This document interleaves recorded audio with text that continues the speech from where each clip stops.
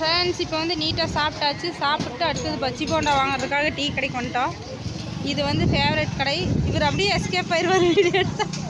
ஏன் ஓடுற வா ராதனா. இந்த கடையில் எப்போவுமே இது வழியாக வந்தால் சாப்பிடுவோம். சூப்பராக இருக்குது பஜ்ஜி எல்லாம் சூடாக.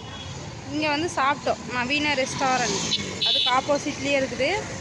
இங்கே சாப்பாடு நல்லா இருந்துச்சு. தக்காளி சாப்பாடு சூப்பராக இருந்துச்சு. 40 ரூபாய்க்கு நிறைய சாப்பாடு கொடுத்தாங்க, பரவாயில்ல. இது எந்த இடம்னு எனக்கு சொல்ல தெரியவில்லை. இப்போ வாழைக்காய் பஜ்ஜி சூடாக போட்டுக்கிறாங்க. போட்டோன்னே வாங்கிட்டு வீட்டுக்கு கிளம்ப வேண்டியது தான். அங்கேயே நில்லு.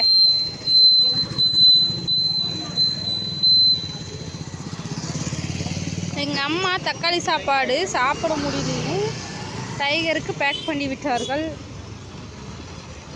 இது பவானி தாண்டி இருக்குதுங்க ஃப்ரெண்ட்ஸ் இந்த கடை. எந்த இடம்னு எனக்கு சொன்னதே தெரியல. ஏன் சுகா சாப்பிட்டியா? டைகருக்கு பேக் பண்ணிட்டீங்களா? ஏம்மா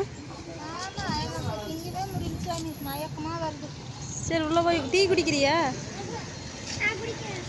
வேண்டாம், வீட்டுக்கு போலவா. வாழைக்காய் பஜ்ஜி வாங்கிட்டு வருவாங்கப்பா. இந்த கடையில் நல்லா இருக்கு, சூப்பராக சூடாக போட்டுக்கிறோம். ஒரு திருப்தியான சாப்பாடு.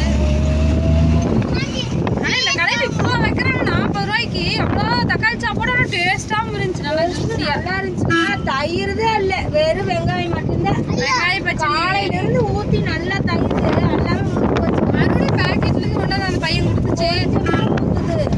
ஊறுகாய் கேட்டேன், ஊறுகாய் வச்சுச்சு. ஆனால் நல்லா இருந்துச்சு சாப்பாடு. இந்த அளவுக்கு எந்த கடையிலையும் கொடுக்குறதே இல்லை இப்படி டேஸ்ட்டாக.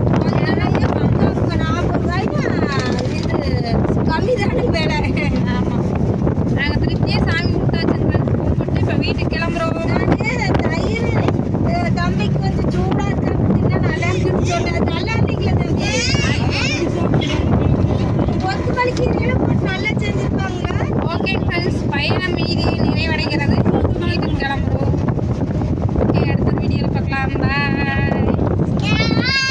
ஃப்ரெண்ட்ஸ் இங்கே பாருங்க, பெயின் ரிலீஃப் ஆயில் வந்து தயாரிக்கிறதுக்கு நொச்சியெல்லாம் நம்ம யூஸ் பண்ணுவோம்ல. அந்த நொச்சியெல்லாம் வந்து இந்த பாதையில் போகிற வழியில் நிறைய இருக்குது. லைனாக மரம் தான். வீட்லேயும் இருக்குது, இந்த மாதிரி வேலையிலையும் இருக்குது.